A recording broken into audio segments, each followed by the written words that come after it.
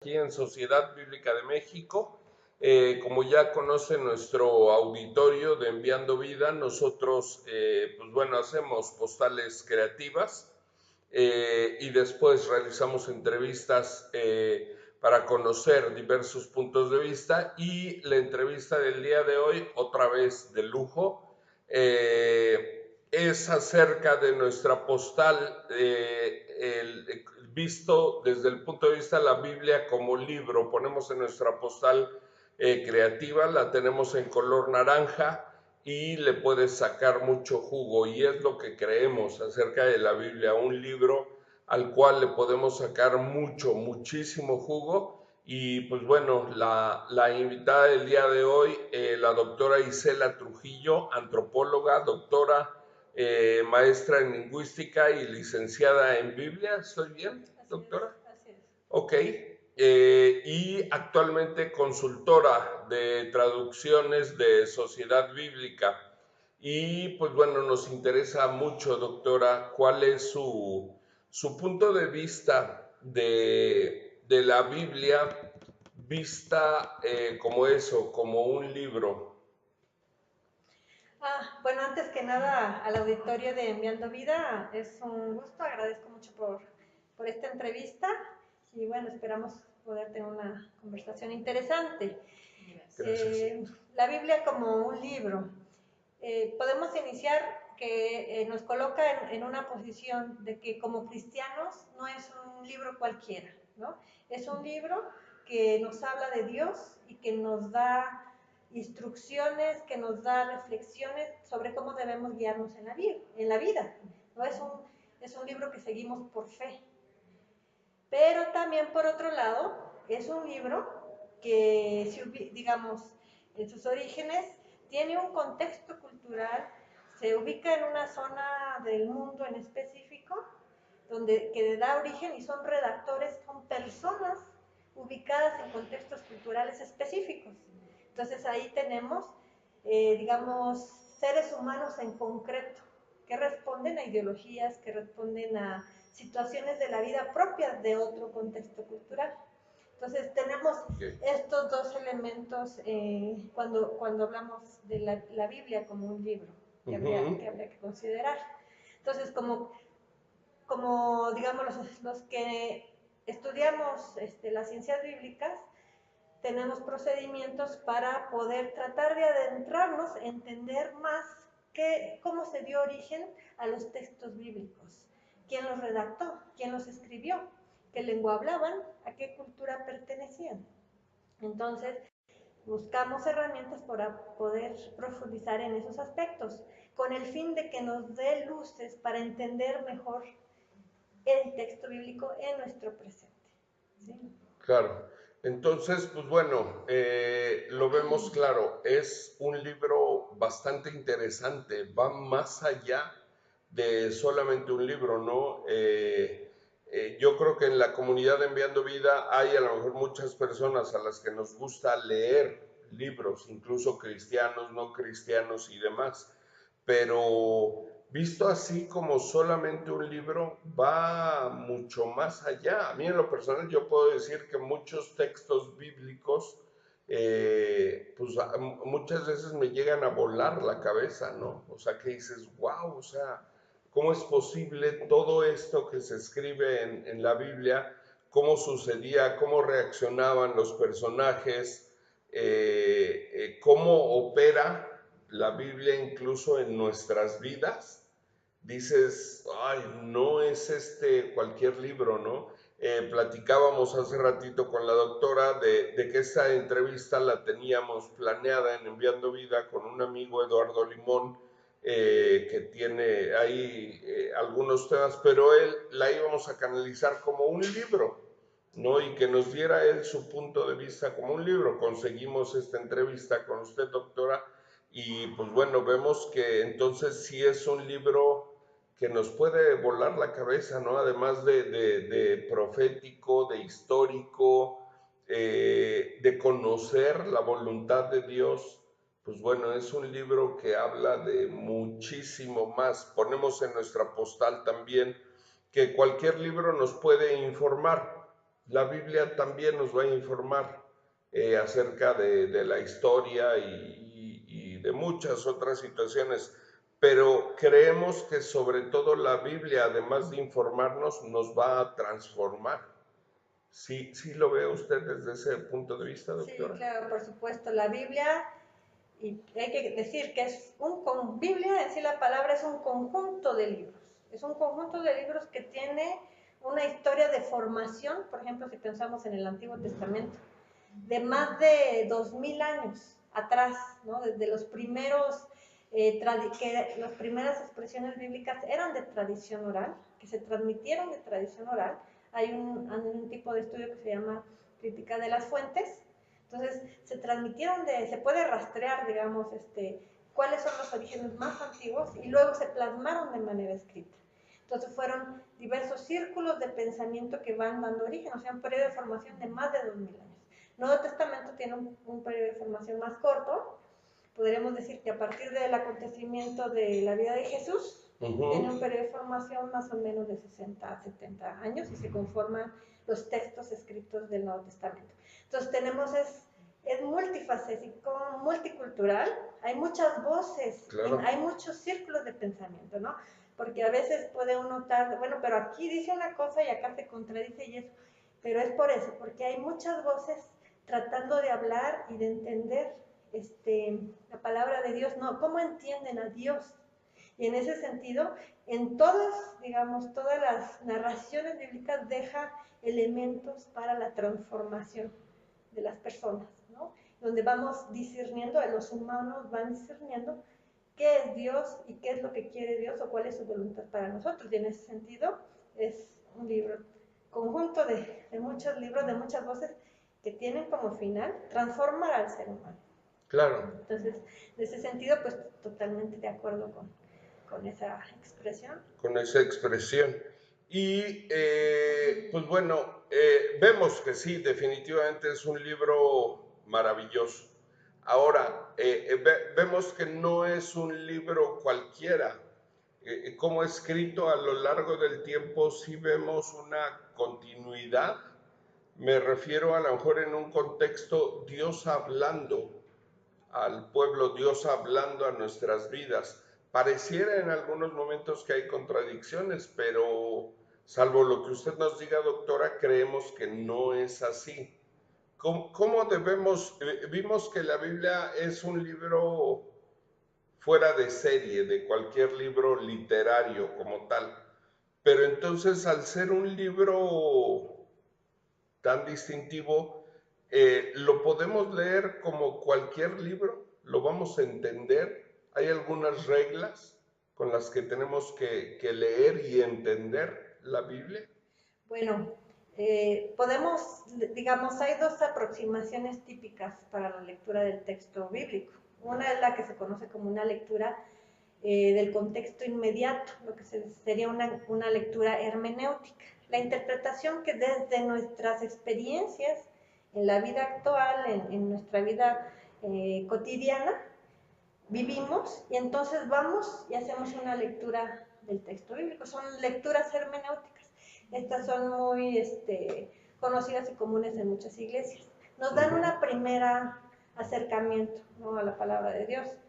Pero tenemos la otra perspectiva, y más cuando se combinan es la mayor riqueza, que la otra perspectiva es la lectura exegética, que le comentaba hace rato, que es donde buscamos contextualizar, que todo lo que está escrito en la Biblia tiene una cultura de fondo, tiene un contexto histórico de fondo, tiene personas concretas que pensaban de determinada manera, no necesariamente como nosotros pensamos hoy día. Entonces, esa es la lectura exegética. Entonces, buscamos entender qué es lo que significó para los primeros lectores del texto bíblico, para incluso sus redactores, que no es uno, sino varios redactores, qué significó para ellos.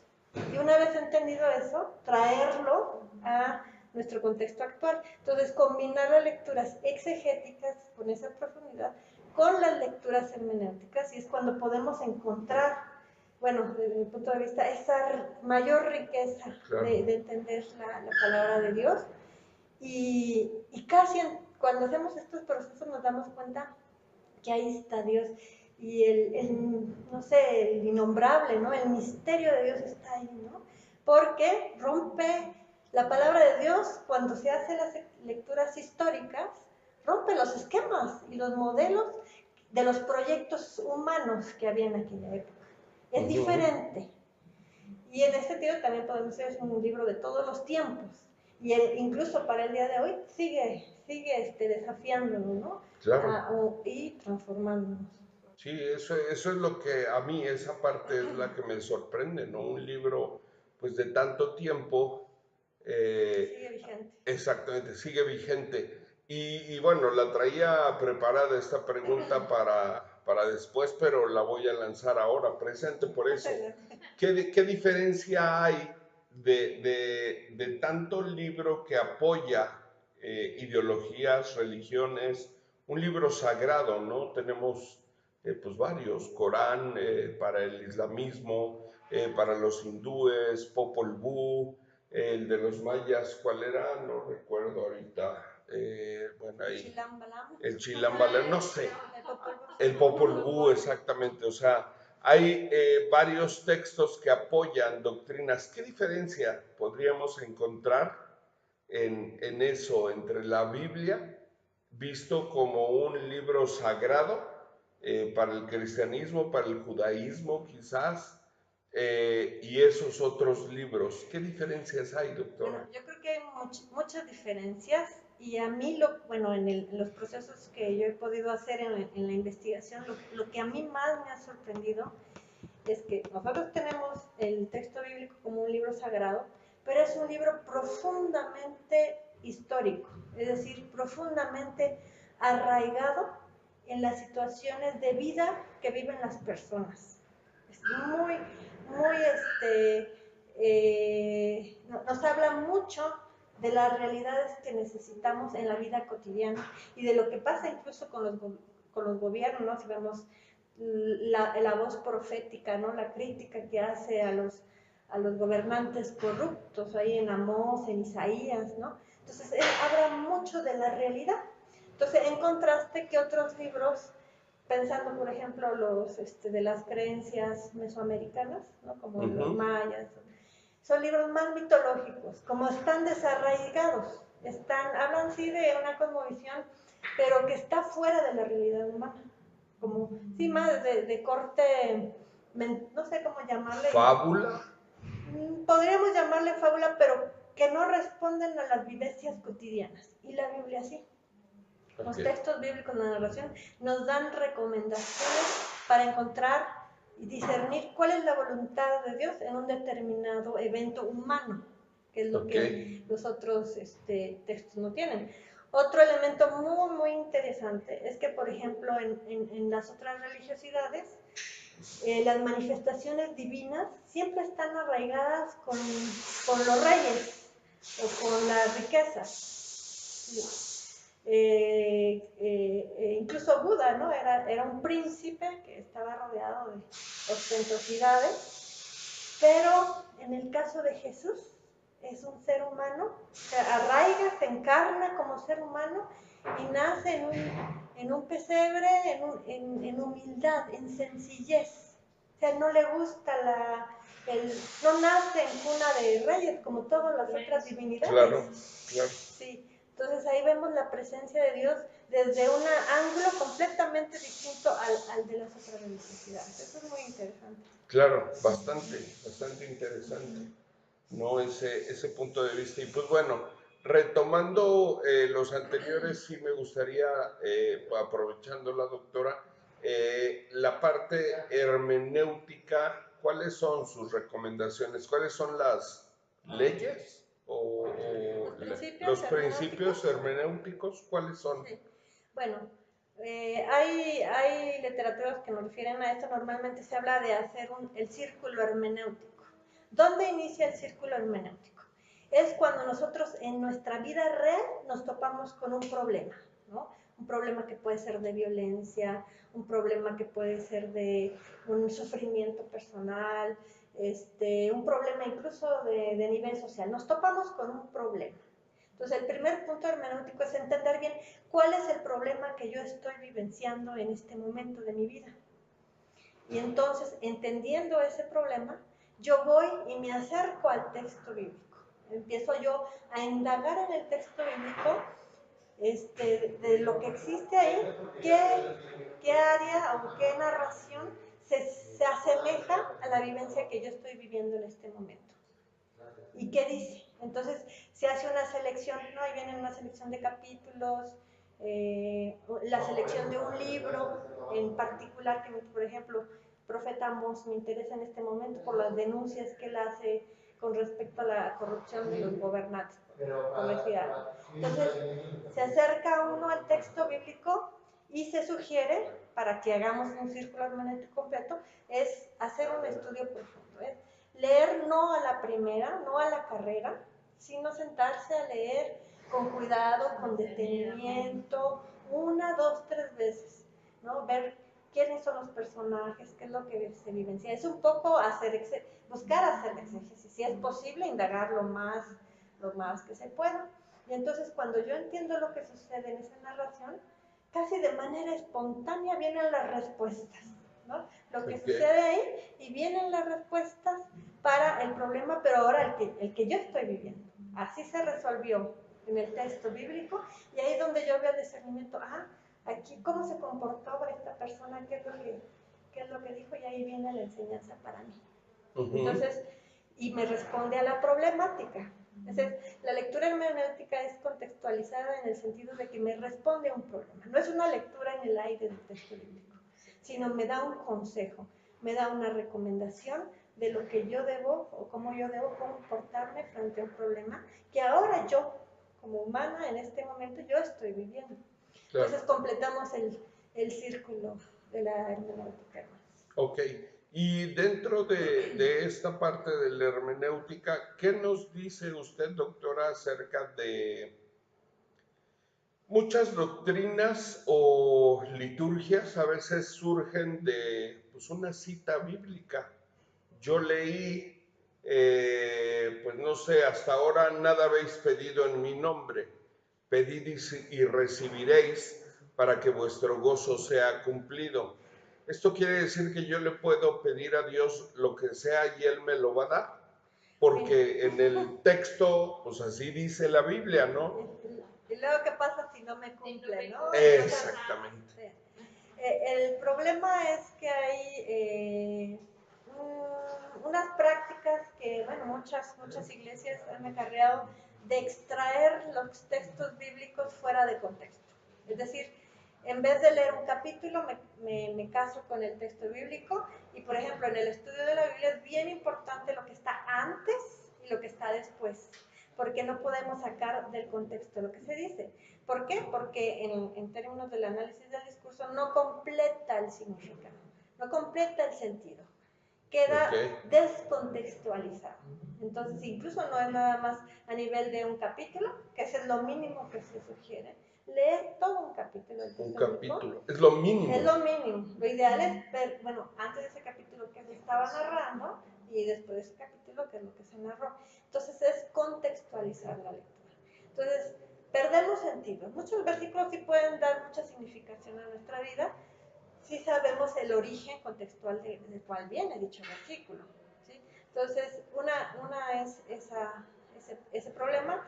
Y el otro problema es que se ha convertido en lo que se conoce como el fundamentalismo. El fundamentalismo se parece más a lo que los musulmanes vivencian como en la Corán, ¿no?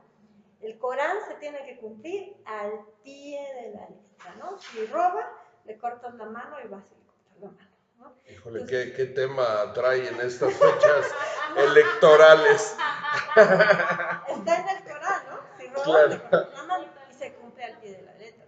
Entonces, el fundamentalismo es extraer fuera de contexto versículos o frases que incluso pueden no ser, lo que hablamos otra vez, no ser de edificación para afectar a otros sectores. Son lecturas fundamentalistas, totalmente descontextualizadas desde el punto de vista exegético y desde el punto de vista también hermenéutico, ¿no? Extraídas a conveniencia, por decir. Exacto. Entonces son lecturas que le llamamos de tipo fundamentalista y que más que edificar buscan, no sé, perjudicar. O sacar un pretexto, dicen eso, ¿no? Un texto fuera de contexto para buscar un pretexto. Así es. ¿No? Y surgen esas doctrinas a veces erróneas, liturgias que se siguen. Así es. Ok, ¿hay algo más en cuanto a la hermenéutica? Bueno, sería la recomendación que en esta lectura, si es posible, recurrir a herramientas que nos ayudan a entender los capítulos que hemos seleccionado, es decir, la parte exegética. De hecho, exégesis y hermenéutica debieran caminar para las iglesias de la mano. De la mano. Pero normalmente mochamos la parte exegética porque es la que lleva más trabajo, ¿no? Lleva tiempo checar comentarios, lleva tiempo buscar herramientas para entender los contextos que dieron origen al texto. La parte exegética, ¿cuál es, doctora? La parte exegética es donde vamos a buscar el contexto histórico, cultural, lingüístico que le dio origen al texto. Okay. Tratamos de hacer una reconstrucción en realidad, ¿no? Un viaje en el tiempo y hacer una reconstrucción de lo que estaba vivenciando el redactor del texto bíblico y lo que estaba vivenciando los primeros lectores del texto bíblico. Entonces, lleva tiempo, ¿no? Y incluye distintos métodos de análisis que se conocen como métodos histórico-críticos. Entonces, hay distintas críticas, ¿no? La crítica textual, la crítica de la redacción, la crítica de los géneros, la crítica de la contextual. Entonces sí es un trabajo denso, lleva su tiempo, pero bueno, hay también ya hay escritos que se han elaborado, ¿no? De exégetas que se han dedicado a profundizar y que ya nos dan ese conocimiento ya más accesible para nosotros, ¿no? Claro. ¿Hay alguna cita bíblica que a usted en el seminario de ciencias bíblicas nos hablaba de muchos ejemplos? ¿Tendrías usted, doctora, como un ejemplo de un texto que es duro de entender y que aplicando esa hermenéutica y exégesis junta lo podemos comprender de una buena manera? ¿Tendría usted un ejemplo? Sí, pues el que viene primeramente a mi mente ahorita podrían ser las cartas de Timoteo. ¿Sí? Tenemos secciones, es la Didache, que era como instrucciones que se dan en esta época y que suelen usarse para las mujeres, ¿no? La mujer no puede hablar en público, por ejemplo. Okay. Entonces, hay los métodos históricos críticos han demostrado varias situaciones con respecto a la carta de Timoteo. Quizás una observación. Normalmente se cree que la carta de Timoteo es escrita de puño y letra o dictada, digamos, por el apóstol Pablo. Pero bueno, lo que la misma carta revela, los estudios de la crítica de la redacción es ver quién redactó. Cuando uno analiza quién redactó, o sea, cada uno de nosotros tenemos formas particulares de expresarnos. Y en Pablo está muy, muy claro, ¿no? La forma en que saluda, la forma en que se despide, los giros lingüísticos que hace el apóstol, ¿no? Está muy claro en Corintios, en Romanos, muy marcada la presencia de Pablo. Y está ausente en la carta. O sea, hay muchos giros que están en la carta de Timoteo, muchas expresiones del griego que no son muy comunes del primer siglo, pero que aparecen, entonces que van revelando que hay elementos de la carta, a lo mejor no toda, o fue una reconstrucción, por decir, hay elementos de la carta de Timoteo que no revelan que haya sido nacida directamente dictada por el apóstol Pablo, digamos. Incluso referencias que se dicen ahí, ¿no? Como la mención de los pergaminos, cuando los pergaminos no existieron sino hasta el siglo III. Entonces, en la crítica de redacción es una de las cartas paulinas que se conoce, bueno, más dudosas de haber sido redactada por el apóstol, tal vez con algunas ideas de Pablo. Era muy común en aquella época hacerse pasar por otros autores. Entonces es muy común que retomara algo de las ideas del apóstol Pablo y alguien las reelaborara para un contexto en particular que se estaba viviendo en las iglesias del siglo III, ¿no? Tenemos la problemática de las benefactoras, que eran mujeres que tenían poder económico y que estaban teniendo mucho dominio en ciertas iglesias cristianas. Entonces viene la crítica, ¿no? Estaban dominando en esos grupos y entonces el redactor pues trata de, pero va dirigida a un contexto particular de la situación de estas benefactoras. Si no entendemos ese contexto que conocemos por la revisión exegética, lo tomamos de manera fundamentalista, de manera literal, y lo traemos a nuestro presente para no edificación en prejuicio, por ejemplo, de las mujeres. Entonces es sacado de contexto y digamos, es un ejemplo de los aportes que nos da este tipo de estudios. Ok, y yo entiendo perfecto y estoy totalmente de acuerdo con usted, doctora, pero a lo mejor para las personas que a veces son muy, ¿qué le diríamos a las personas que son muy a rajatabla a la Biblia, ¿no? Por decir esa frase, que la quieren seguir, no, pues es que me estás tratando de, la palabra de Dios dice que toda la escritura es inspirada por Dios y útil para, y ya saben, ¿no, doctora, hacia dónde voy? Y refería a la Torá, ¿no? La escritura en esta expresión está refiriendo a lo que llamaban los judíos la escritura, ¿no? O sea, no contempla el Nuevo Testamento. Lo que en ese tiempo se llamaba la escritura refería a los primeros 5 libros de la Biblia para la comunidad judía. Ok, perfecto.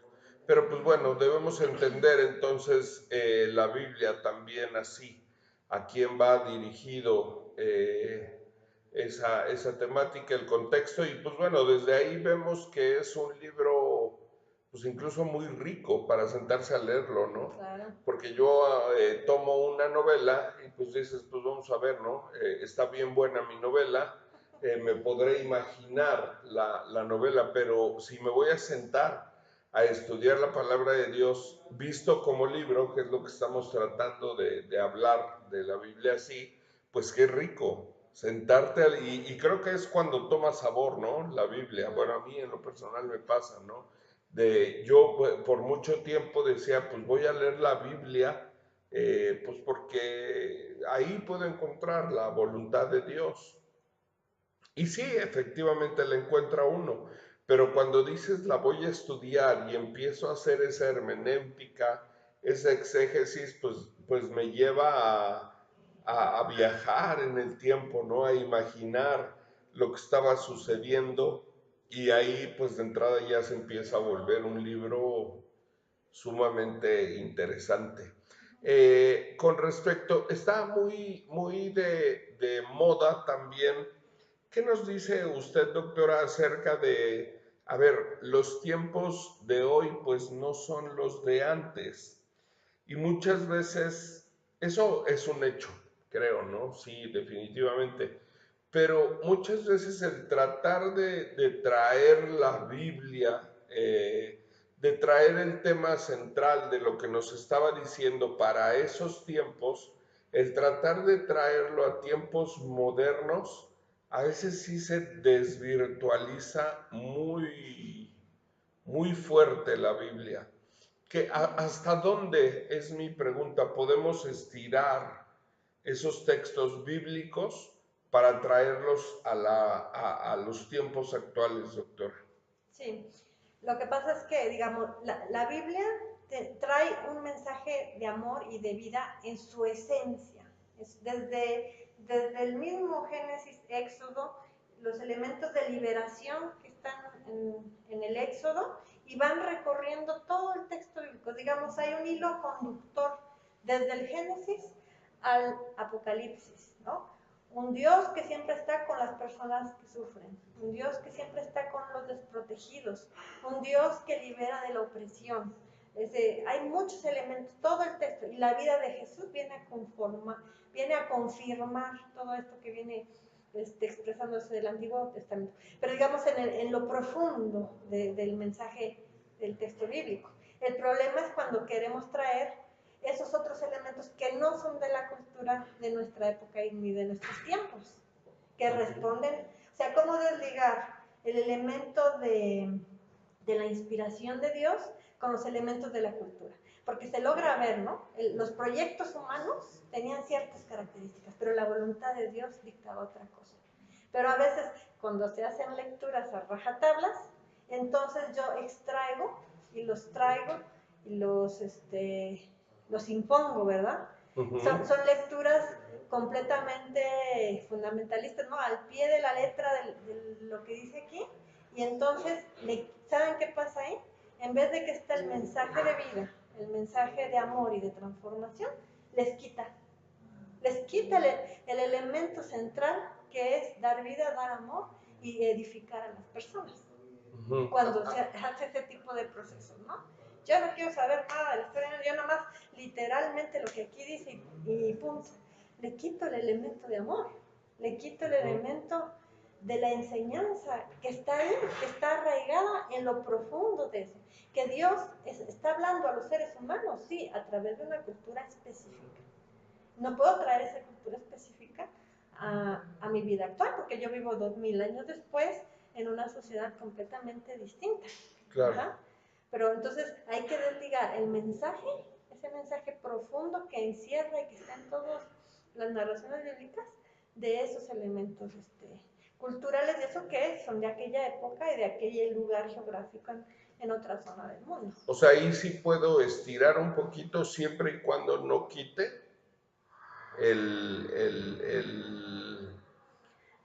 principio bíblico. No, bueno, no sabría si sería llamado como estirar, es más bien como separar, ¿no? ¿Cuál es el mensaje de Dios, la voluntad de Dios para todos los tiempos y para todas las épocas?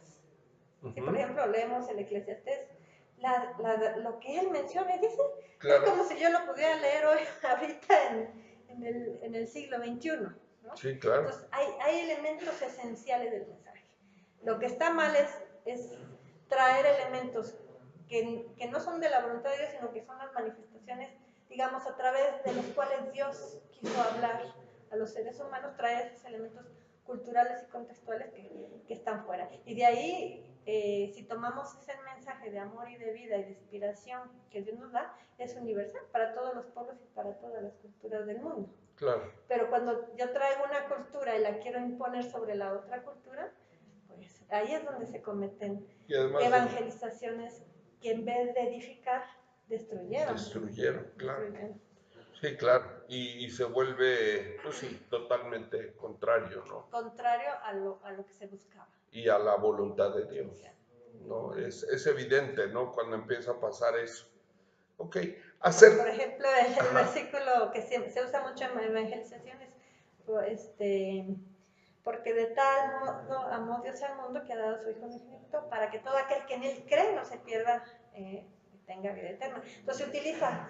Entonces tú tienes que creer, van en los pueblos indígenas, por ejemplo, crees, y se vuelve como una opresión, pero se olvida el contexto en que está leído, donde se encuentra este versículo. Y lo siguiente que dice, porque yo no he venido para condenar, sino para que se salven por medio de él. Por medio de él. Entonces, hay un cambio radical en el sentido cuando lo leemos con sus elementos anteriores y posteriores. Ok. Ok, sí, qué interesante. Los libros apócrifos, doctora. Perdón, auditorio, voy corriendo.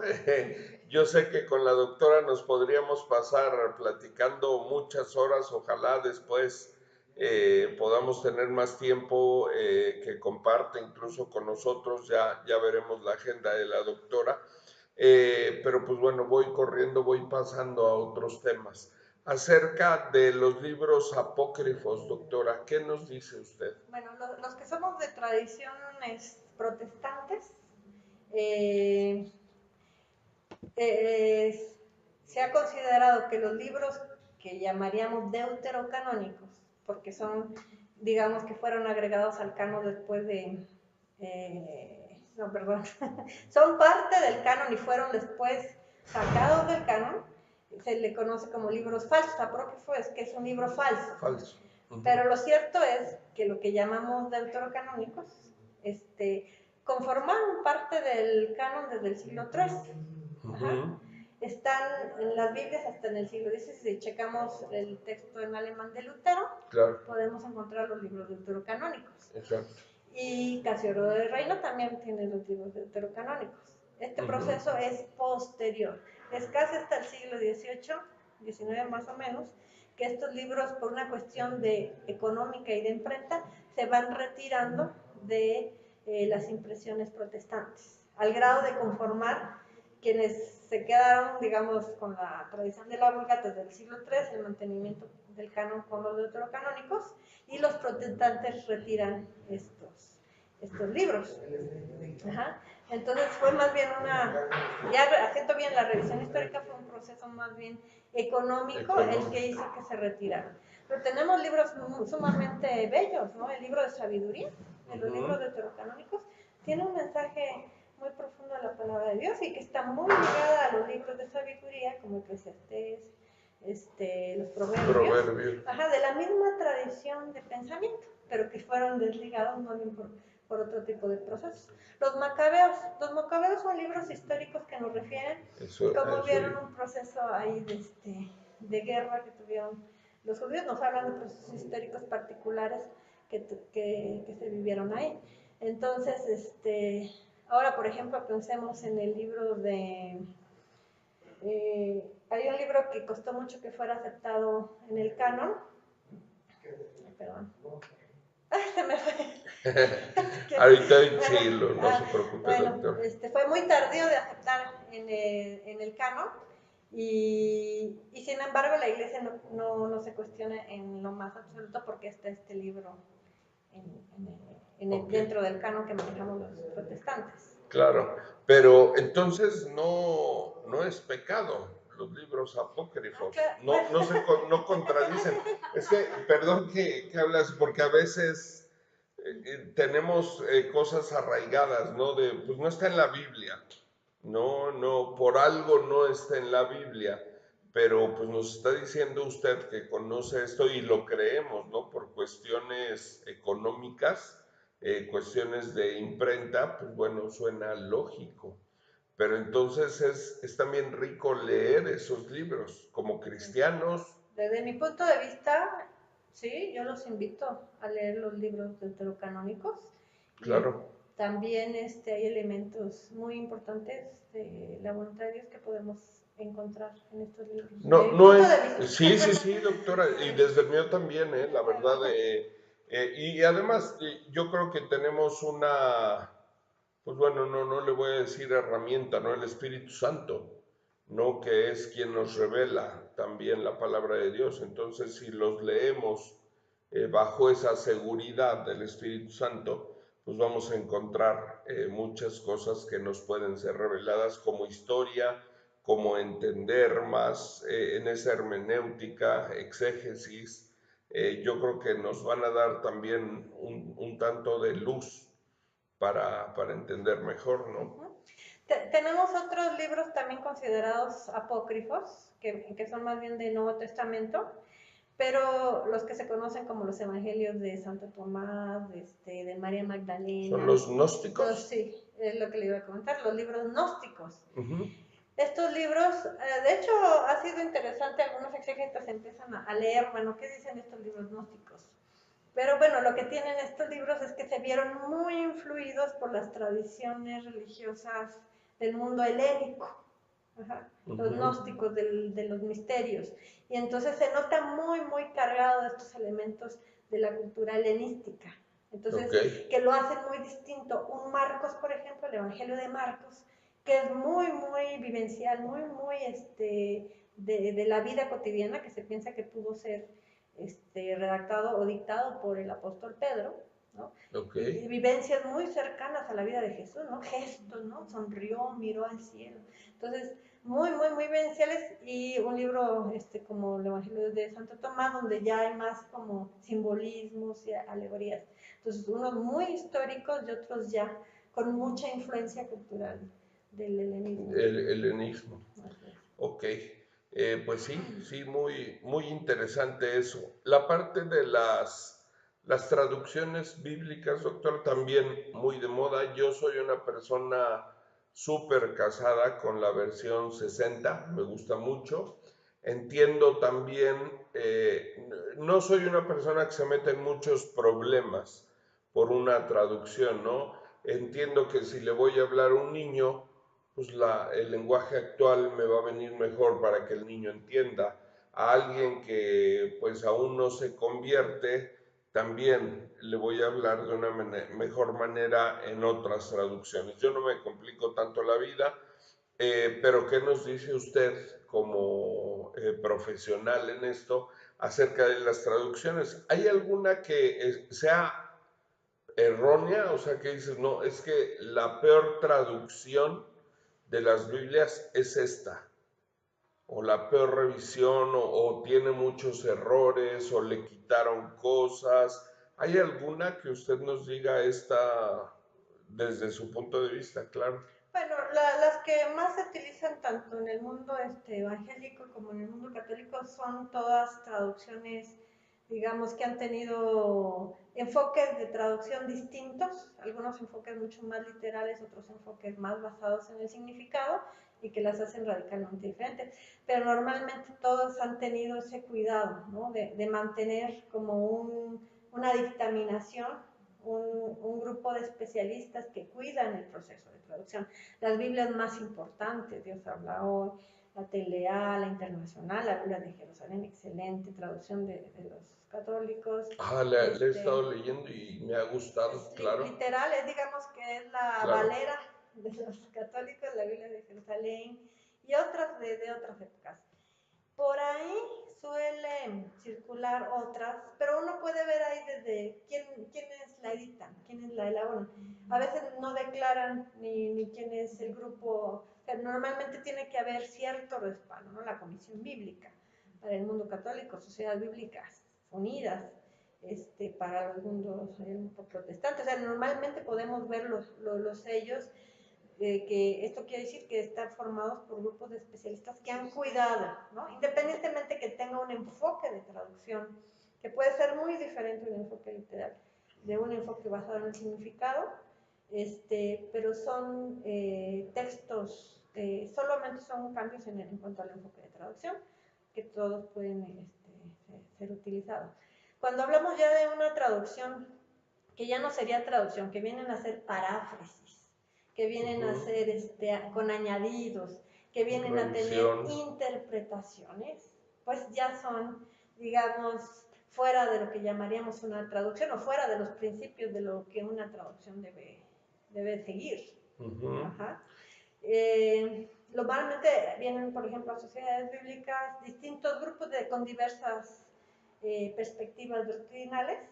Entonces y quieren a veces que queremos una traducción que diga esto y que en Kentucky se apareció un ángel, de sus propias doctrinas. Entonces lo que hace Sociedad Bíblica es desligar. Esto es el texto bíblico. Ustedes tienen elementos doctrinales propios, pónganlos ustedes como notas de sus propias doctrinas que explican ustedes los textos, pero el texto se mantiene intacto, podríamos decir, íntegro. Esas añadiduras no podrían, o sea, desde el marco de traducción de sociedad bíblica, no podrían ser incorporadas al texto, porque sería añadir cosas que no están en los textos que hemos recibido, ¿no? Claro, hay algunos en las traducciones que pudiera haber, hay algunos temas hasta, quizá, es pregunta, doctora, no lo aseguro, nada, se me ocurre preguntarlo ahora, que pudieran ser hasta políticos para ciertas traducciones de la Biblia donde mejor acomodaba decir esto o donde mejor acomodaba quitar esto por las diferentes corrientes que había. ¿Se da el caso en alguna traducción o no? Bueno, yo supe de una traducción que se estaba realizando, por ejemplo, en el ambiente cuando estaba en Estados Unidos la lucha de los afrodescendientes muy fuerte. y se estaba como retraduciendo muchos textos bíblicos, pero haciendo como una traducción hermenéutica, ¿no? En vez de decir Belén o los lugares que se mencionan en el texto, decían los lugares que se vivían en Estados Unidos en ese momento, las revueltas. Eso pues ya no es una traducción. Eso no es una traducción. Claro. Te rompe todos los principios de una traducción. Pero yo sí le diría a Casidoro y a todo eso, ¿hay algo a Valera? De hecho, la traducción de Casiodoro y Reina, revisada por Reina Valera, por Cipriano de Valera, es una traducción bastante apegada a los manuscritos que él contó en esa época. Y son manuscritos, más bien, ellos se basaron en los manuscritos del siglo XII, del siglo XIII, los manuscritos tardíos, y ellos siguieron casi literalmente esos manuscritos. Digamos, en la crítica textual es que hacemos toda una revisión de los manuscritos desde los más antiguos que se han podido encontrar, que son de finales del siglo III, principios del siglo IV. Esos no contienen determinada palabra, ¿no? O no contiene determinada versículo. Entonces, ¿cuándo, en qué proceso de estos 1500 años que teníamos copistas, en qué momento aparece este cambio? ¿Y qué manuscritos o qué pergaminos sustentan ese cambio? Ajá. Entonces, normalmente en la crítica textual, que es la que reconstruye los manuscritos, busca encontrar cuál podría ser la lectura más auténtica con soporte del manuscrito más antiguo que fue utilizado, que les digo que los más antiguos en pergamino fueron del siglo III al siglo IV. Son como, entre más antiguo, está más cercano. Tenemos algunos papiros, muchos papiros, pedacitos, ¿verdad? Entonces, esos sustentan determinada lectura. Entonces, los manuscritos que Casiodoro y Cipriano de Valera utilizaron fueron manuscritos tardíos, ¿no? Posteriores al siglo XII, pero tenía la Vulgata Latina, que es del siglo IV, ¿verdad? Traducida por San Jerónimo. Ok, entonces no hay que buscarle mucho a las traducciones, o sea, no están equivocadas, no podemos decir de una, esa no la hacemos válida, salvo doctrinas, ¿no? Y cada quien es libre de... Bueno, yo soy de la idea de que yo quiero, si voy a leer la palabra de Dios es para que lo que yo lea se entienda, ¿sí? Para que yo lo comprenda. Pero hay algunas, círculos eclesiásticos que piensan que la palabra de Dios no se debe entender. Entre más difícil sea su lectura, es más palabra de Dios. Entre más comprensible sea una lectura, menos palabra de Dios es, ¿no? Entonces, en ese sentido se apegan a lecturas, por ejemplo, Valera 60, que utiliza lenguajes, términos léxicos, giros, que ya no utilizamos hoy día en el siglo XXI. Claro. O algunos incluso la 1909. Entonces, en términos de lenguaje está descontextualizado. O sea, hay palabras que hermanos leen y que ya ni le entiende uno qué es lo que está diciendo. Claro. Entonces, lo que yo comentaba en una conferencia, que era una hermana que siempre había estado acostumbrada a leer los versículos en Reina Valera, pero a memorizarlos sin entender lo que nos dicen. Hermanos sencillos, ¿verdad? Que tienen pocos niveles de formación, pues no, quién sabe qué dice, pero bueno, es la palabra de Dios. Y cuando por primera vez oyó el mismo versículo en traducción del lenguaje actual, la misma hermana dice, nunca había entendido lo que quería decir. Dice, la primera vez que comprendo. Y son dos enfoques, una basada en que se comprenda, basada en el significado, y otra, bueno, que es la perspectiva que en el siglo XVI tenían de una traducción más literal, ¿no? Sí, casi respetando los giros del griego, y eso es lo que la hacía de lectura bastante complicada. Claro, y yo creo que lo padre es eso, justo, que se entienda. Que se comprenda. Que se comprenda, entonces es... Para que transforme. Exactamente, sí. Para que transforme. Claro, ¿cómo nos va a transformar algo que yo no comprendo? Que ni siquiera lo estoy comprendiendo? Entonces, más allá de si está apegada al original, sin cambiar obviamente la esencia, pues es eso, que la persona lo pueda entender, ¿no? Solo quiero rectificar hace rato, es Cantares el libro que me está... ya se quedó. El Cantar de los Cantares se me fue canon, había mucha discusión porque, bueno, hay mucho erotismo en los Sí, cantares, claro. pero finalmente entró, ¿no?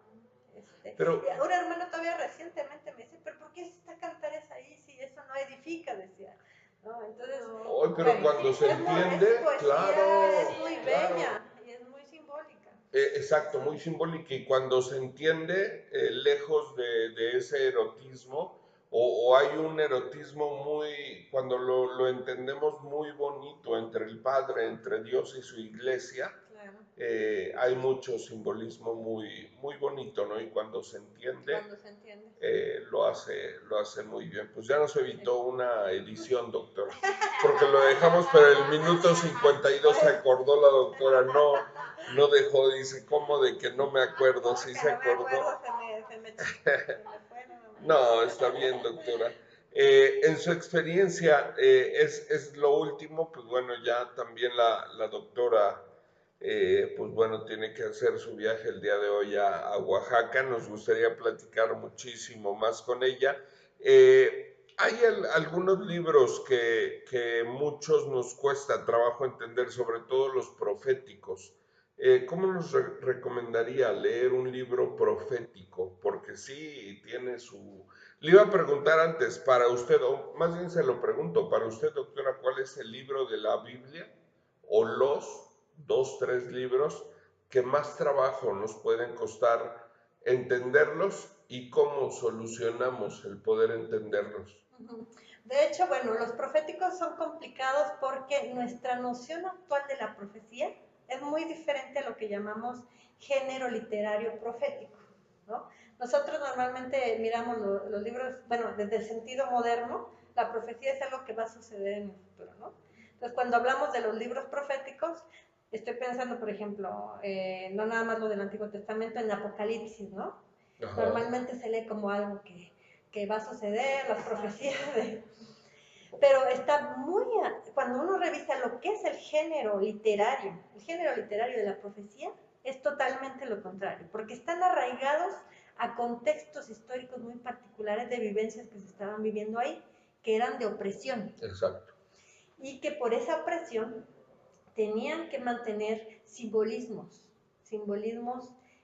para que el mismo redactor no corriera peligro de su propia vida, son formas de cuidarse. Entonces se prestó a generar muchos simbolismos, pero que cuando uno revisa estaba refiriéndose a personajes, a ciudades muy concretas de la época de nuestro redactor del libro de Apocalipsis.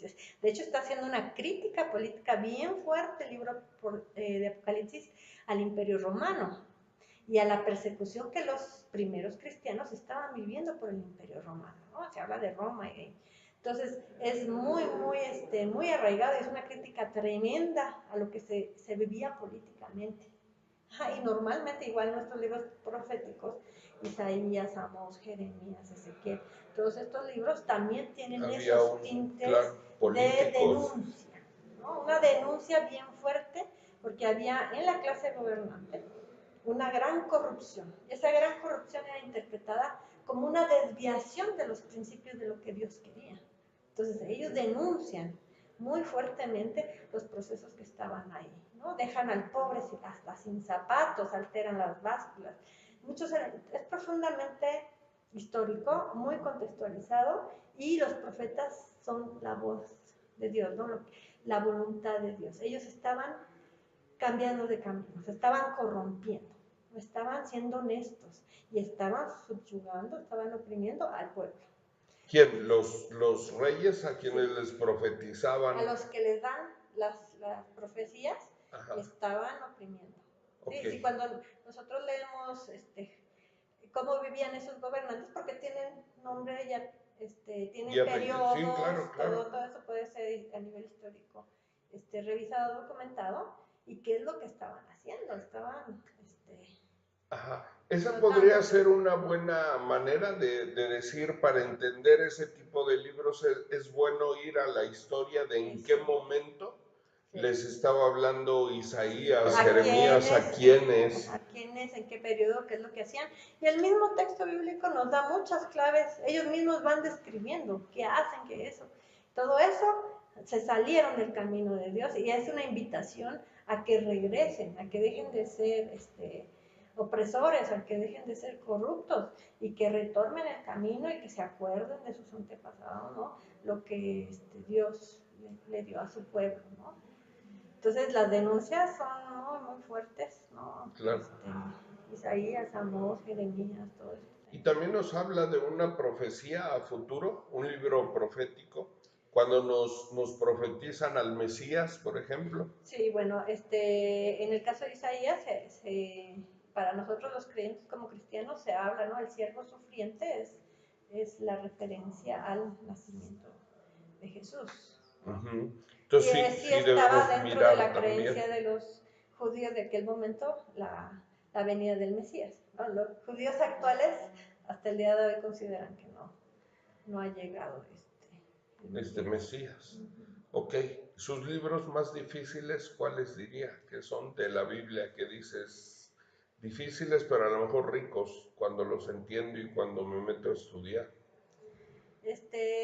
Hay libros difíciles de estudiar, por ejemplo, en los evangelios podríamos hablar que la carta de Juan suele ser una de las que son complicadas. Las cartas de Pedro en traducción, fíjense, chistos de las cartas de Pedro en traducción suelen ser complicadas para los ¿Ah, traductores. sí? Tienen secciones muy, muy enredadas para encontrar el significado y luego expresarlo de una forma comprensible según las lenguas que se esté trabajando. Las cartas de Corintios, de Romanos, las cartas paulinas, las fuertes suelen ser, tienen secciones que suelen ser complicadas, ¿no? Hay algunas del apóstol Pablo, ¿no? Donde pareciera que se está enfrentando a sí mismo, ¿no? En Sí, Romanos, ¿no? es que él tiene debates, ¿no?, de alto nivel y entonces hacen Exacto. una retórica muy, muy especial la de Pablo, ¿no?, en las discusiones. Y hay muchos elementos, bueno, él es rabí, ¿no? Él lleva ahí toda una formación. Y entonces, para analizar los textos de manera exegética, pues hay que conocer de qué está hablando Pablo aquí, a qué se refiere, a qué tradición está refiriéndose, y hay que buscar y estar investigando para entender todo el discurso que le está exponiendo, ¿no? Sí, Entonces, claro, te lleva doctor. tiempo.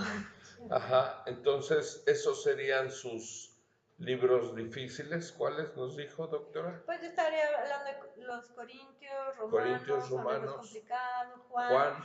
Apocalipsis, por el género apocalíptico, podría llevarnos igual tiempo, ¿no?, poder entender mejor lo que está refiriéndose. Claro.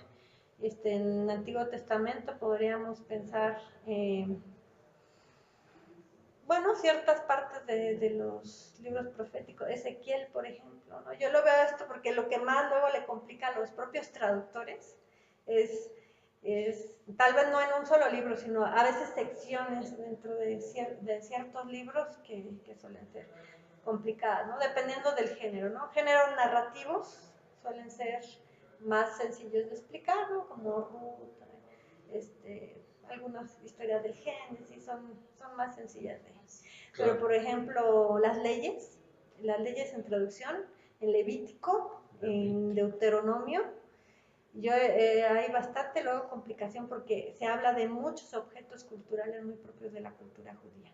Judaísmos, Entonces, claro. sí, hay varias secciones ahí que les cuesta mucho entender y cuesta también la traducción. Claro.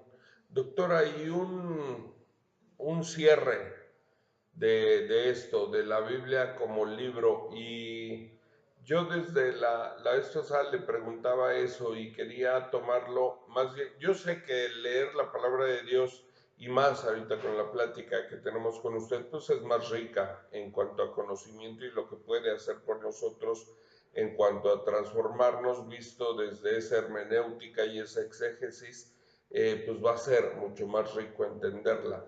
Pero si dejamos eso un poquito y lo vemos como un libro así sencillo, ¿qué nos diría usted como cierre? De decir, a ver, la Biblia es esto, te puede transformar así.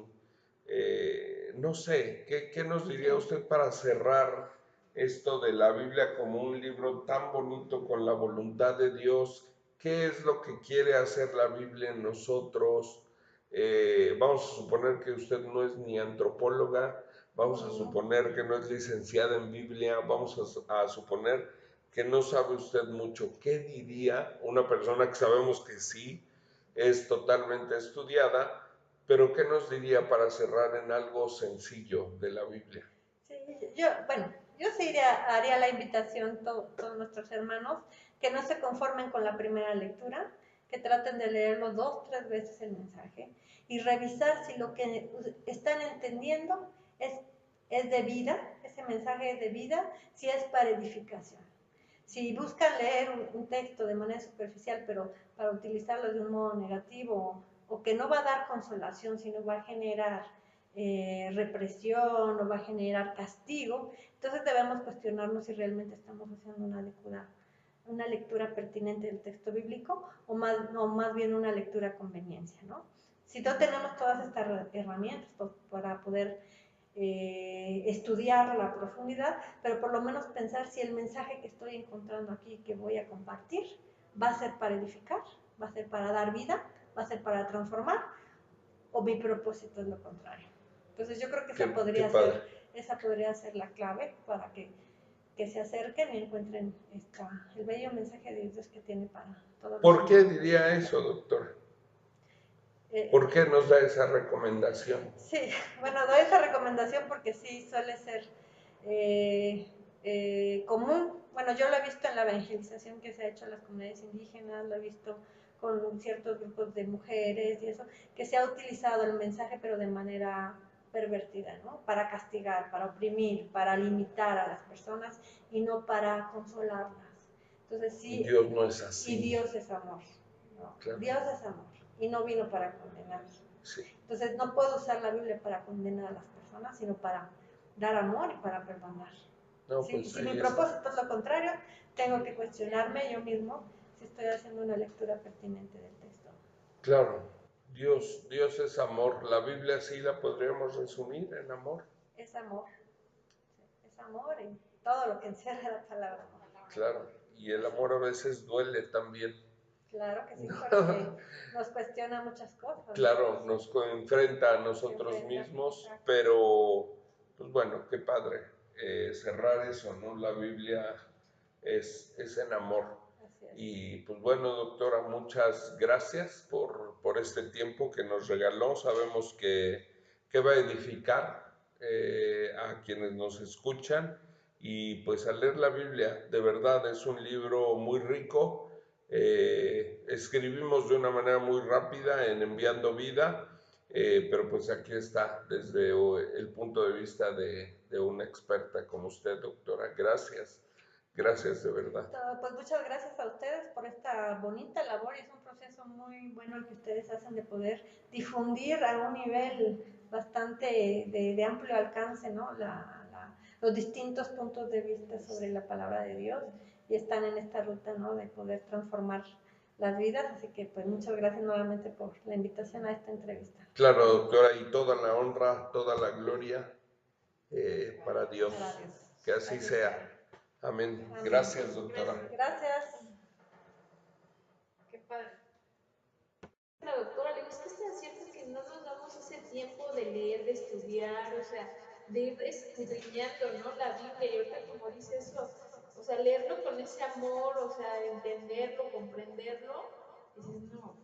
No, y los felicito a ustedes, ¿no? Porque están muy abiertos al diálogo, muy abiertos a conocer otros puntos de vista.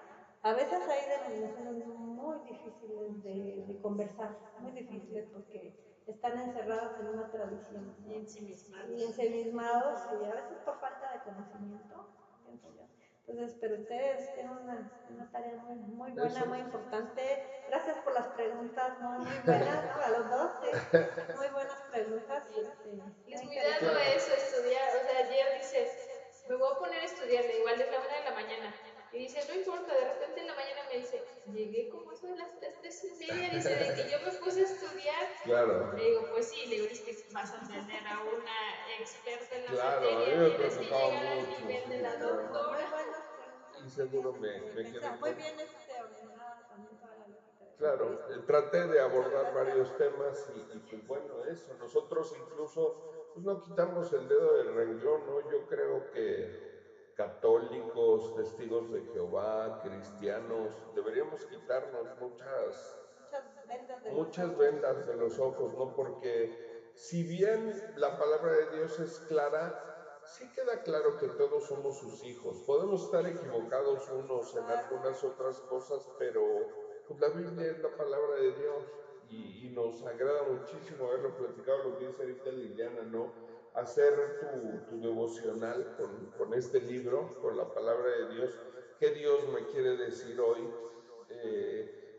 Nada más desde ahí, ¿no? Sentarte a leer la palabra de Dios para eso, es así una catarsis, una plática, decía uno de mis maestros en discipulado, síguele la plática a Dios, ¿no? Leyendo la Biblia. ¿Qué te dijo hoy Dios? Síguele, es que me dijo esto y esto, pues sigue leyendo. Y de pronto te das cuenta que en ese tiempo que tú te das para leer la palabra de Dios, estás teniendo una plática con Dios, pues lo hace rico lo que decías, ¿no? Pues qué bueno Gracias. que lo hacen con discernimiento y pues no sé si cuándo se va a editar, lo van a enviar o bueno. Ahí me Ajá. mandan un mensajito, ya Sí. tienen mi